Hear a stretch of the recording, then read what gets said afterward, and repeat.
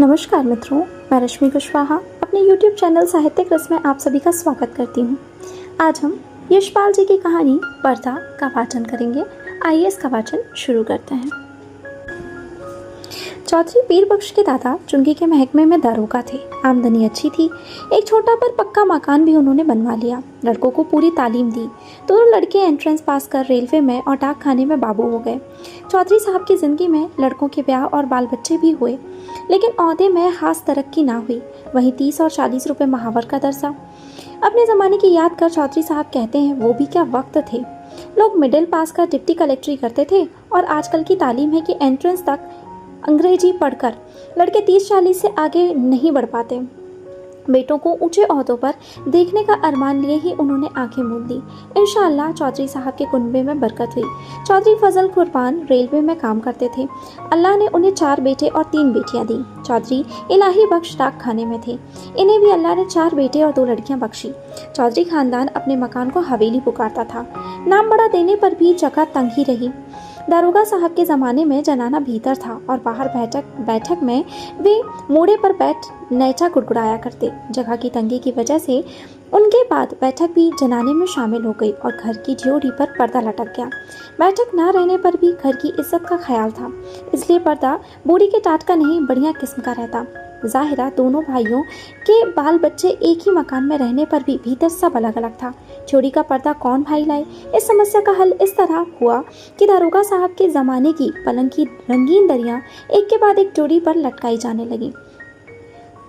तीसरी पीढ़ी के ब्याह शादी होने लगे। आखिर चौधरी खानदान की औलाद को हवेली छोड़ दूसरी जगह तलाश करनी पड़ी। चौधरी इलाही बख्श के बड़े साहबजादे एंट्रेंस पास कर डाक खाने में 20 रुपए की क्लर्की पा गए। दूसरे साहबजादे मिडिल पास कर अस्पताल में कंपाउंडर बन गए। जो ज़माना गुजरता जाता तालीम और नौकरी दोनों मुश्किल होती जाती। तीसरे बेटे होनहार थे। उन्होंने वजीफा पाया। जैसे तैसे मिडिल गर्ल्स स्कूल में मुदर्रिस हो देहात चले गए।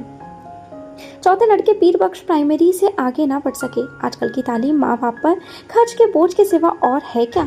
स्कूल की फीस हर महीने और किताबों, कॉपियों और नक्शों के लिए रुपए ही रुपए। चौधरी पीर बख्श का भी ब्याह हो गया। मौला के करम से बीबी की गोद भी जल्दी ही भरी। पीर बख्श ने रोजगार के तौर पर खानदान की इज्जत के ख्याल से एक तेल की मिल में मुंशीगिरी कर ली। तालीम ज्यादा नहीं तो क्या, सफ़ेद पोश खानदान की इज्जत का पास तो था। मजदूरी और दस्तकारी उनके करने की चीज़ें ना थी। चौकी पर बैठते कलम दावात का काम था। 12 रुपया महीना अधिक नहीं होता। चौधरी पीर बख्श को मकान सितवा की कच्ची बस्ती में लेना पड़ा। मकान का किराया 2 रुपया था। आसपास गरीब और कमीने लोगों की बस्ती थी।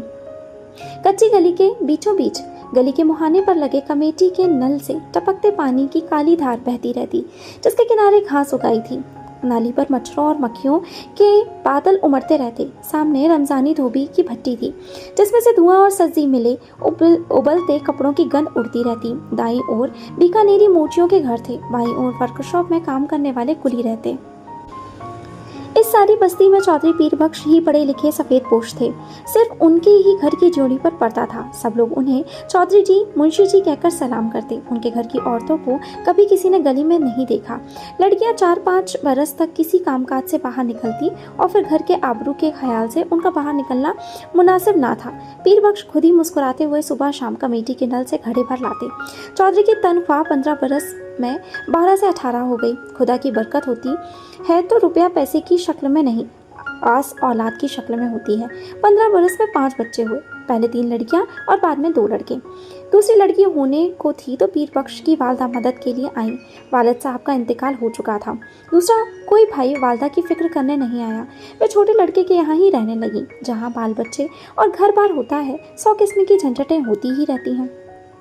कभी बच्चे को तकलीफ है तो कभी चच्चा को। ऐसे वक्त में कर्ज की ज़रूरत कैसे ना हो? घर बार हो तो कर्ज भी होगा ही।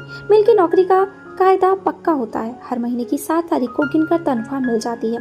पेशगी से मालिक को चिढ़ है। कभी बहुत ज़रूरत पर ही मेहरबानी करते। ज़रूरत पड़ने पर चौधरी घर की कोई छोटी मोटी चीज़ गिरवी उधार ले आते। गिरवी रखने से 12 रुपए के 12 आने ही मिलते। ब्याज मिलाकर 16 आने हो जाते और फिर चीज़ के घर आने की संभावना ना रहती।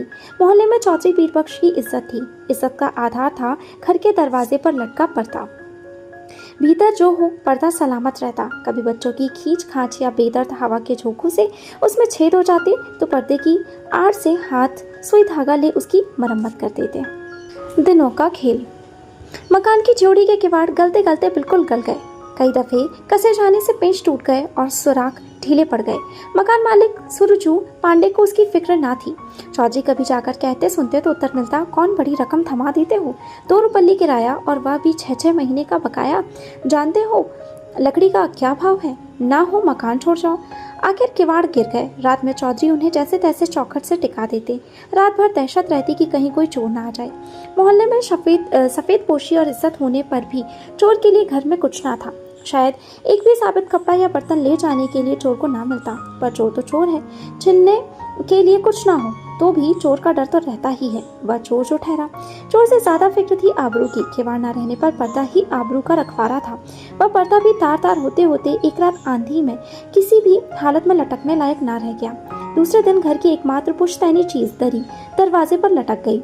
मोहल्ले वालों ने देखा और चौधरी को सलाह दी, अरे चौधरी, इस जमाने में दरी यूं काहे खराब करोगे, बाजार से ला टाट का टुकड़ा ना लटका दो। पीरबख्श टाट की कीमत भी आते जाते कई दफे पूछ चुके थे। 2 गज टाट 8 आने से कम में ना मिल सकता था। हंसकर बोले, होने दो, क्या है, हमारे यहाँ पक्की हवेली में भी जोड़ी पर दरी का ही पर्दा रहता था। कपड़े की महंगाई के इस जमाने में घर की 5 औरतों के शरीर से कपड़े जीर्ण होकर यूं गिर रहे थे जैसे पेड़ अपनी छाल बदलते हैं। पर चौधरी साहब की आमदनी से दिन में एक दफे किसी तरह पेट भर सकने के लिए आटा के अलावा कपड़े की गुंजाइश कहाँ। खुद उन्हें नौकरी पर जाना होता। पैजामे में जब पैबंद संभालने की ताब ना रही, मार्किन का एक कुर्ता पैजामा जरूरी हो गया, पर लाचार थे।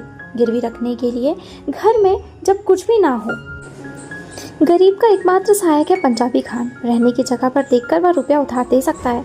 10 महीने पहले गोद के लड़के बरकत के जन्म के समय पीरबख्श को रुपए की जरूरत आ पड़ी। कहीं और कोई प्रबंध ना हो सकने के कारण उन्होंने पंजाबी खान बबर अली खां से 4 रुपये उधार ले लिए थे। बबर अली खां का रोजगार सितवा के उस कच्चे मोहल्ले में अच्छा खासा चलता था। बीकानेरी मोची, वर्कशॉप के मजदूर और कभी कभी रमजानी धोबी सभी बबर मियाँ से कर्ज लेते रहते। कई दफे चौधरी पीरबख्श ने बबर अली को कर्ज और सूद की किस्त न मिलने पर अपने हाथ के डंडे से ऋणी का दरवाजा पीटते देखा था। उन्हें साहूकार और ऋणी में बीच बचावल भी करना पड़ा था। खान को वे शैतान समझते थे, लेकिन लाचार हो जाने पर उसी की शरण लेनी पड़ी। 4 आना रुपया महीने पर 4 रुपया कर्ज मिला। शरीफ खानदानी मुसलमान भाई का ख्याल कर बबर अली ने 1 रुपया महावर की किस्त मान ली। 8 महीने में कर्ज अदा होना तय हुआ। खान की किस्त ना दे सकने की हालत में अपने घर के दरवाजे पर फजीहत हो जाने की बात का ख्याल कर चौधरी के रोए खड़े हो जाते। 7 महीने फाका करके भी वे किसी तरह से किश्त देते चले गए। लेकिन जब सावन में बरसात पिछड़ गई और बाजरा भी रुपए का 3 सेर मिलने लगा, किश्त देना संभव ना रहा। खान 7 तारीख की शाम को ही आया। चौधरी पीरबख्श ने खान की दाढ़ी छू और अल्लाह की कसम खा 1 महीने की मुआफ़ी चाहिए। अगले महीने तक का सवा देने का वायदा किया। खान टल गया।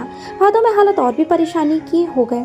बच्चों की माँ की तबीयत रोज रोज गिरती जा रही थी। खाया पिया उसके पेट में ना ठहरता। पति के लिए उसको गेहूं की रोटी देना जरूरी हो गया। गेहूं मुश्किल से रुपए का 2.5 सेर मिलता। बीमार का जी ठहरा। कभी प्याज के टुकड़े या धनिए की खुशबू के लिए मचल जाता। कभी पैसे की सौंफ, अजवाइन, काले नमक की ही जरूरत हो तो पैसे की कोई चीज मिलती ही नहीं।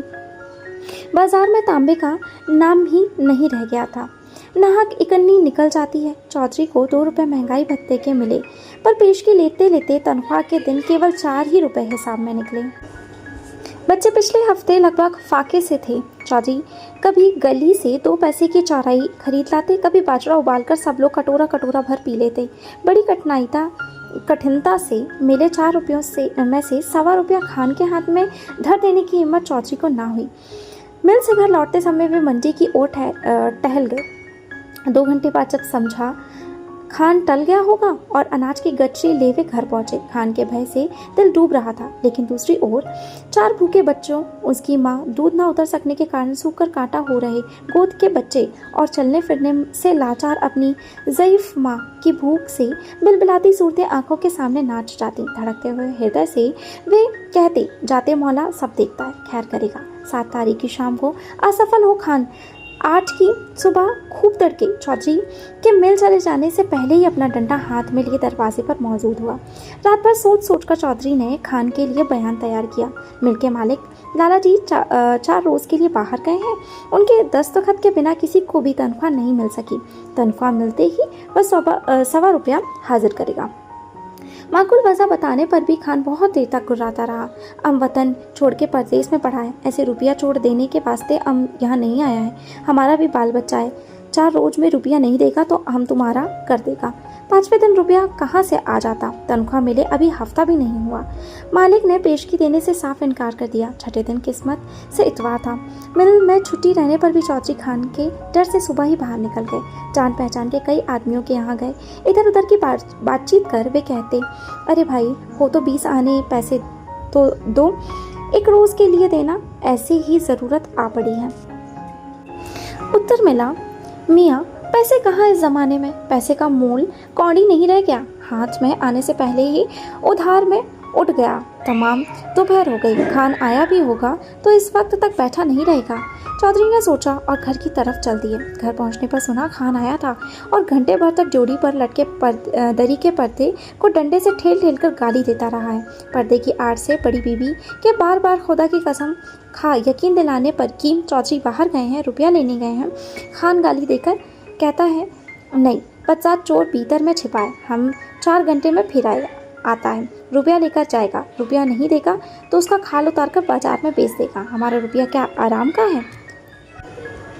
4 घंटे से पहले ही खान की पुकार सुनाई दी। चौधरी पीरबख्श के शरीर में बिजली सी दौड़ गई और वे बिल्कुल निस्तब्ध हो गए। हाथ पैर सुन्न और गला शुष्क।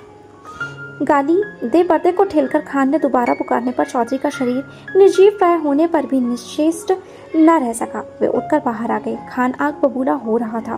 पैसा नहीं देने का वास्ते छिपता है।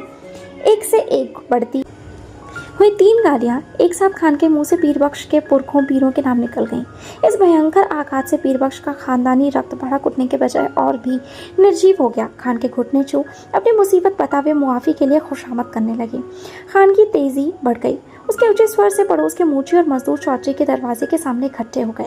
खान क्रोध में डंडा फटकार कर कह रहा था, पैसा नहीं देना था, लिया क्यों? तनख्वाह किधर में जाता है? आरामी हमारा पैसा मारेगा, हम तुम्हारा खाल खींच लेगा। पैसा नहीं तो घर पर पर्दा लटका के शरीफ शादा कैसे बनता है? तुम हमको बीबी का गहना दो, बर्तन दो, कुछ तो भी दो, हम ऐसे नहीं जाएगा। बिल्कुल बेबस और लाचारी में दोनों हाथ उठा खुदा से जान के लिए दुआ मांग पीरबख्श ने कसम खाई, 1 पैसा भी घर में नहीं है, बर्तन भी नहीं, कपड़ा भी नहीं। खान चाहे तो बेशक उसकी खाल उतार कर बेच ले। खान और आग हो गया। हम तुम्हारा दुआ क्या करेगा? तुम्हारा खाल क्या करेगा? उसको तो जूता भी नहीं बनेगा। तुम्हारा खाल से तो यह टाट अच्छा। खान ने जोड़ी पर लटका दरी पर पर्दा झटक लिया। जोड़ी से पर्दा हटने के साथ ही चौधरी के जीवन को डोर टूट गई। वह डगमगाकर जमीन पर गिर पड़े। इस दृश्य को देख सकने की ताब चौधरी में ना थी, परंतु द्वार पर खड़ी भीड़ ने देखा। घर की लड़कियां और औरतें पर्दे के दूसरी ओर घटती घटना के आतंक से आंगन के बीचों बीच इकट्ठी हो खड़ी कांप रही थी। सहसा पर्दा हट जाने से औरतें ऐसे सुकड़ गईं जैसे उनके शरीर का वस्त्र खींच लिया गया हो।